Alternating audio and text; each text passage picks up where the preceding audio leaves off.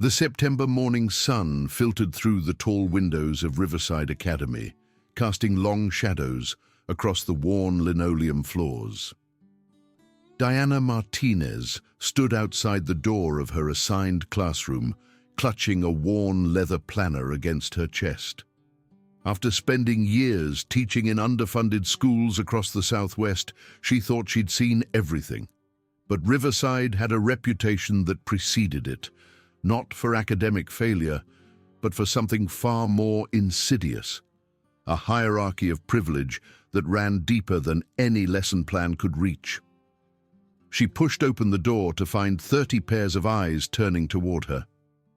The room fell into an uneasy quiet, the kind that precedes a storm. Diana noticed 3 young men sprawled across the back row, their postures radiating entitlement. The one in the center, Brandon Pierce, wore an expensive leather jacket and a smile that didn't reach his eyes. His companions, Marcus and Devon, flanked him like sentries guarding a throne.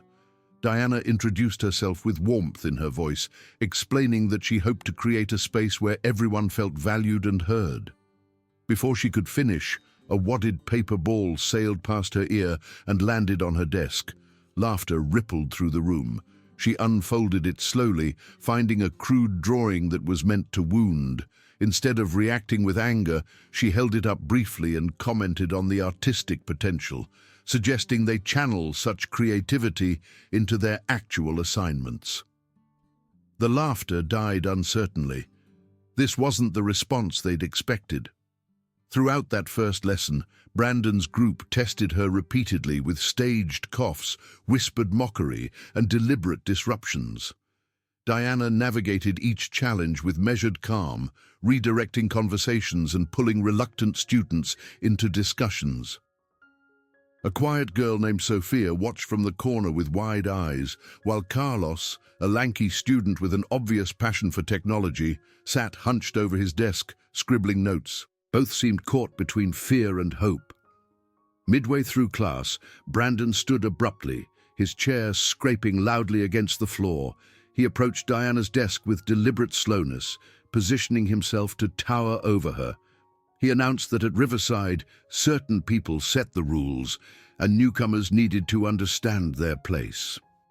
Diana met his gaze evenly and told him the most important thing she could teach was respect for oneself and others. The classroom held its collective breath. Brandon grabbed her planner from the desk, but Diana held firm to one corner. Their eyes locked in silent challenge until he released it with a dismissive gesture, promising she'd receive a proper welcome at lunch.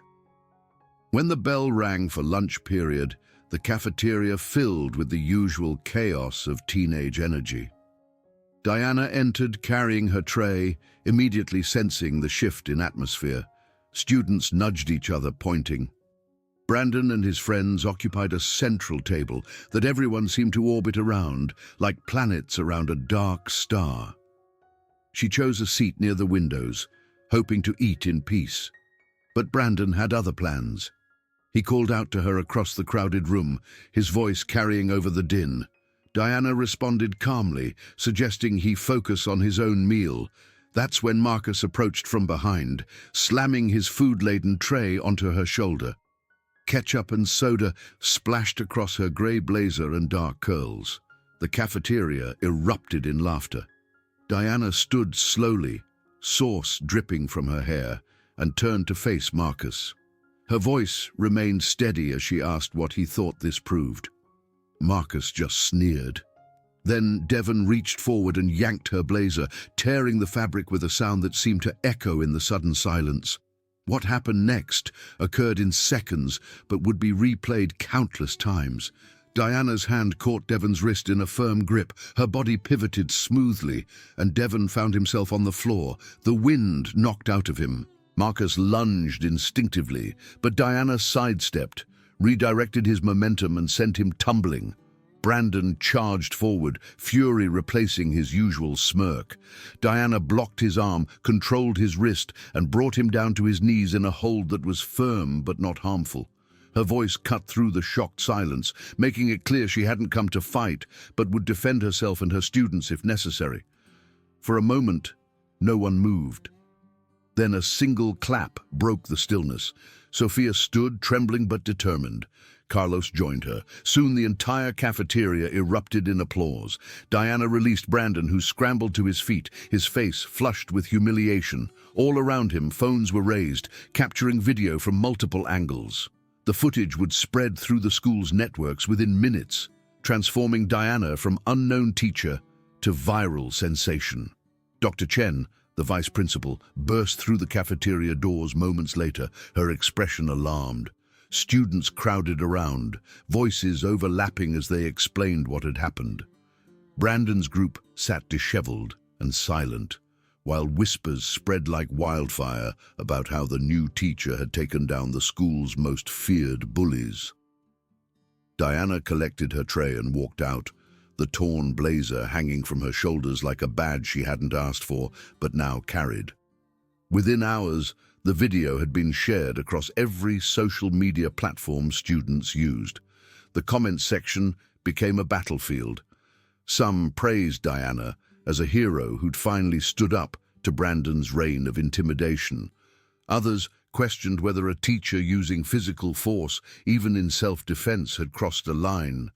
By evening, edited versions began appearing, frames manipulated to make Diana's defensive moves look aggressive, captions written to cast her as the villain. Brandon sat in his family's expansive home office, watching the various clips on his laptop. His father, Mr. Pierce, served on the school board and wielded considerable influence in the community. Brandon knew this wasn't over. He gathered Marcus and Devon in his basement, laptops open, planning their counterattack. They would paint Diana as dangerous, unstable, a threat to students. Mr. Pierce had connections. This could be managed. The next morning, Diana noticed the change immediately. Posters appeared on hallway walls showing her photo with the word "dangerous" scrawled across it. Anonymous accounts flooded school forums with doctored images and out-of-context screenshots. In class, students were divided. Half seemed energized by her presence, sitting straighter, engaging more. The other half exchanged knowing looks and whispered comments. During her second period, Sophia slipped Diana her phone, showing a manipulated video that had been posted overnight. The audio had been altered to make it sound like Diana was threatening Brandon. Carlos leaned forward and offered to analyze the video's metadata to prove it was fake. An emergency meeting was called. The school board convened in a wood-paneled room, tension thick in the air.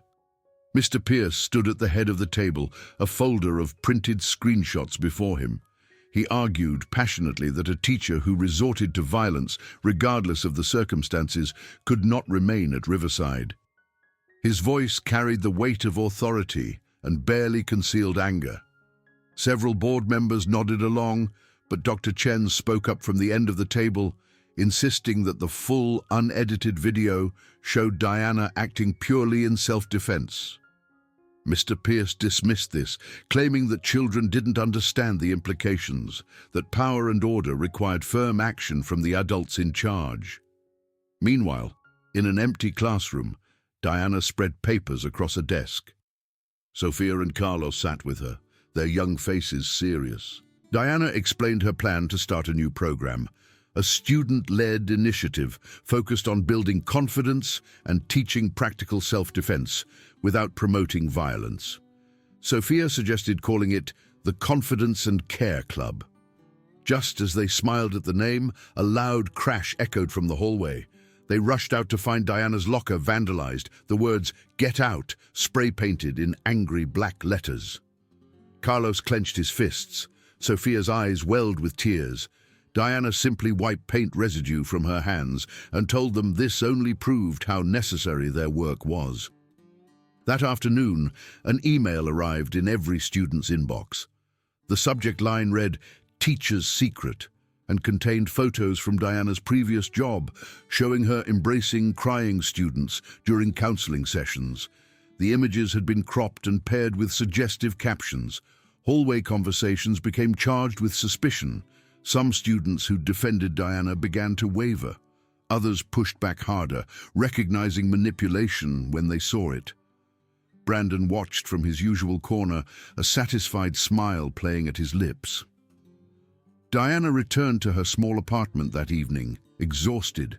Her phone buzzed constantly with anonymous threats and occasional messages of support. She called her mother, voice cracking slightly, and heard the familiar comfort of unconditional belief. Her mother reminded her that truth has a way of surfacing, no matter how deep someone tries to bury it. Diana opened her laptop and began drafting a detailed proposal for student safety reforms at Riverside. A community lawyer named Attorney Walsh reached out after seeing local news coverage. They met at the town library, along with James Kim, an independent journalist with a camera perpetually hanging from his shoulder. James showed Diana his analysis of the videos. The original footage clearly depicted self-defense. He'd already begun writing an article laying out the timeline of events. Walsh explained that she'd file legal papers requiring Riverside to preserve all security camera footage, emails, and digital communications. Nothing could be deleted now. At the school's gym, Coach Martinez, a veteran who'd spent years quietly observing Riverside's toxic culture, gathered a group of students. He asked them directly if Brandon or his friends had ever bullied them. Now was the time to speak. One by one, hands rose. A thin freshman admitted paying protection money for months. A sophomore girl described being threatened. 7 students total came forward, their testimonies painting a picture of systematic intimidation that had gone unchallenged for years. Brandon wasn't idle. In his basement command center, he and his friends crafted a new narrative. They found old photos of Diana from a teaching workshop, cropped them deceptively, and wrote inflammatory descriptions. They created fake accounts to amplify the message. Marcus laughed as new posts went live, confident they'd buried any credibility Diana had left. Brandon's smile was cold. This was just the beginning. When Diana walked through Riverside's hallways the next day, she felt the shift. Some students avoided her eyes, others whispered behind cupped hands. The vandalized posters had multiplied overnight. Sophia ran up to her, phone in hand, showing the newest fake images circulating online. Diana looked at them briefly and told Sophia to hold on to faith in truth.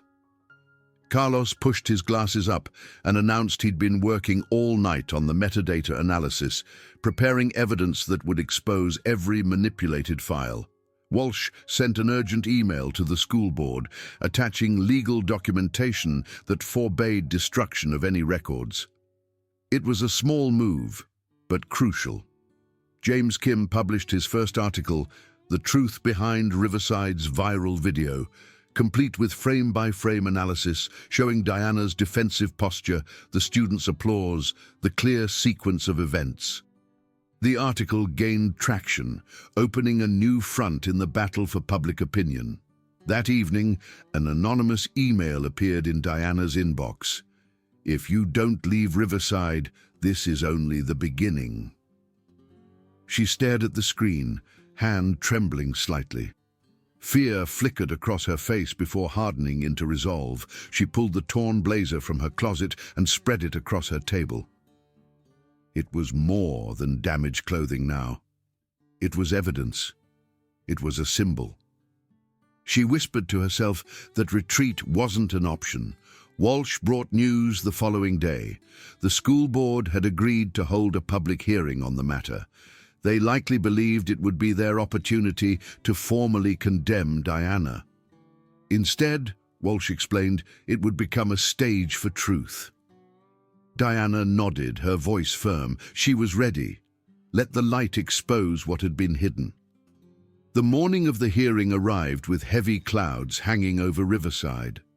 The school's auditorium had been transformed into a makeshift courtroom, rows of chairs filled with parents, reporters, and curious community members. Cameras lined the back wall. Students pressed against the doors, trying to glimpse inside. Diana wore a crisp white shirt, the mended blazer carefully draped over her arm. She wasn't hiding the damage. She was owning it. The proceedings began with Mr. Pierce taking the floor, his voice booming with indignation. He presented Diana as a reckless adult who'd assaulted minors, arguing that Riverside's reputation hung in the balance. A faction of parents applauded, others booed. Walsh stood and requested that the complete, unedited video be shown on the large screen mounted at the front of the auditorium. The footage played in full, showing Marcus dumping his tray, Devon tearing fabric, Diana's controlled defensive responses, and the cafeteria erupting in supportive applause. The room went silent. Walsh continued, pointing out that this wasn't violence but legal self-defense. Then Mr. Pierce produced his folder, containing the doctored photos and emails from parents claiming inappropriate behavior. He displayed the cropped image of Diana hugging a student. Murmurs rippled through the crowd. Diana stood calmly and explained the context. A grief counseling session after a student lost a family member, witnessed by multiple adults. James Kim immediately projected the original, wider photograph showing the full workshop setting with parents and other teachers clearly visible. Applause broke out. Carlos stood, voice shaking but determined. He held up a small recording device and played audio he'd captured weeks earlier, Brandon's voice offering payment to anyone who could smear Diana's reputation. The recording echoed through the auditorium. Brandon shot to his feet, shouting that it was fabricated. But other students rose immediately. Sophia cried out about being bullied for months. Another student described extortion. A third detailed threats. The trickle became a flood of voices, students who'd been silent finally finding courage. Walsh turned to address the board directly, asking if they could still claim this was about one teacher when clearly it revealed a broken system that had allowed fear to flourish. Mr. Pierce stood, face flushed, declaring that children's words couldn't determine a school's fate, that he'd protected Riverside's interests for years. A parent in the audience shouted back that he'd only protected his family's power. Cheers and jeers collided in the air. The chairperson banged a gavel, desperately trying to restore order. Walsh then announced she was calling for a full county investigation because the evidence collected went beyond Brandon's actions to include financial irregularities in school funding. The room exploded. Mr. Pierce's face went pale. Reporters' cameras clicked frantically. Parents erupted in shocked conversation. The chairperson stammered that they'd need to adjourn for further review. Mr. Pierce screamed that this was a coordinated attack designed to destroy him. Then, a quiet voice spoke from the back. The school's accountant stood holding an envelope, announcing that she had documentation of funds being diverted to a fictitious student organization under Brandon's name. Chaos reigned. Diana stood still amid the hurricane, heart pounding but face composed. She'd planted seeds of truth, but knew the darkness wouldn't surrender easily. In the corner, Brandon slumped in his chair, fists clenched, eyes locked on Diana with undisguised hatred. As camera flashes strobed across the room, he muttered under his breath that this wasn't finished. The hearing's aftermath rippled through the entire region. Local newspapers ran headlines about student testimonies and financial scandals. State publications picked up the story. The County Education Authority issued a statement announcing a comprehensive investigation into Riverside Academy. What had been an isolated school controversy became a statewide conversation about bullying, privilege, and accountability.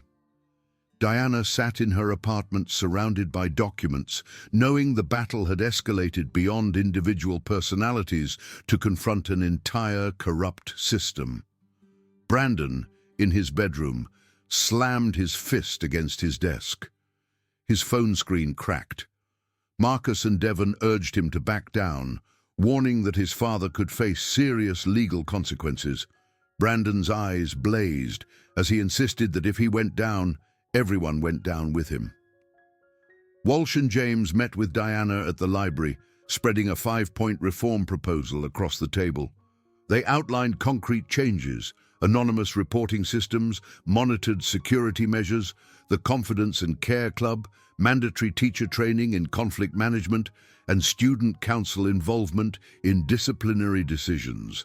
Diana read through each point carefully and nodded. She wouldn't simply accept reinstatement. Without systematic change, the cycle would repeat. That night, Diana walked onto Riverside's empty football field. Brandon stood alone near the bleachers. They faced each other in silence until he spoke, voice strained, accusing her of ruining his life. Diana stepped closer, her expression softening, and told him he was ruining his own life. Real leadership wasn't about intimidation or money. Brandon remained silent, something flickering in his eyes, doubt perhaps, before he turned away and whispered that she hadn't seen the last of him. News broke the following morning. The county authority announced evidence of conflicts of interest in funding decisions made by Mr. Pierce. Internal emails and receipts had been leaked. Parents organized petitions demanding his removal from the school board. In classrooms, students whispered about justice finally arriving. But Carlos warned Sophia that Brandon's eyes had shown something dangerous the previous day: a cornered animal's desperation. An anonymous text appeared on Diana's phone: "Stop, or someone will get hurt." She sat quietly, jaw set. The threat confirmed she was on the right path. The next day, Walsh held a small press conference, publicly unveiling the reform proposal. Diana stood beside her, explaining that kindness wasn't weakness, but the truest form of strength, the courage to protect others. Applause filled the room.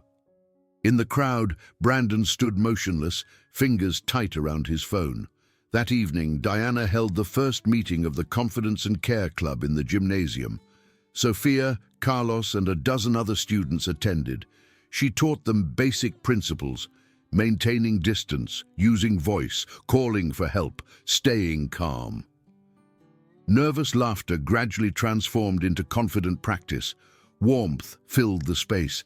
Then the lights flickered and died. Darkness swallowed the room. The door clanked shut, locked from outside. Diana's voice cut through rising panic, instructing everyone to stay close and remain calm.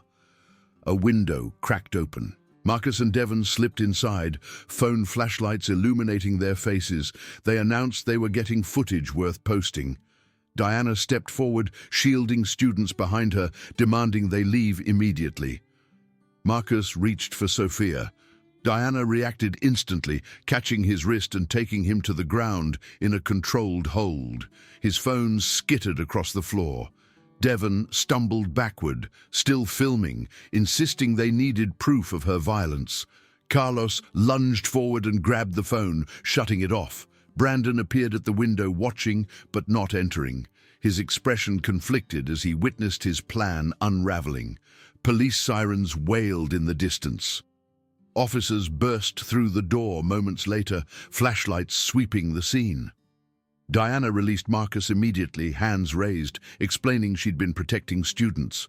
Sophia tearfully described how they'd been locked in and targeted for a staged video. An officer retrieved the phone, finding group chat messages detailing the plan. Lock the door, provoke a response, film everything. Marcus and Devon were taken into custody, stammering that Brandon had orchestrated it all. But when officers looked for him, only an open window remained, curtains fluttering in the night breeze. Students crowded around Diana as police took statements. Their eyes held fear, but also profound trust. They thanked her for keeping them safe.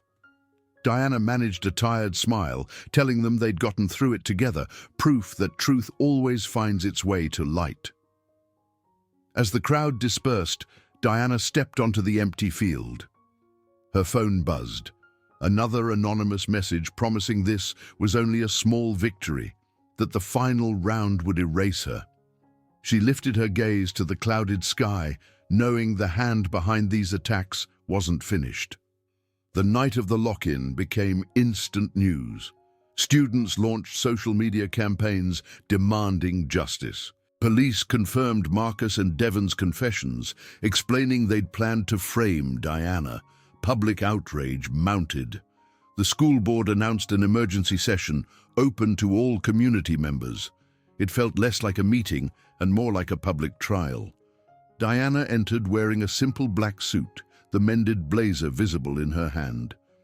The chairperson called the session to order, addressing Diana's case and the broader pattern of systematic bullying.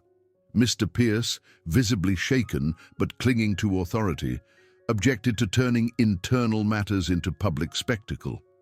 A parent stood and shouted that his child had suffered months of bullying while the administration looked away.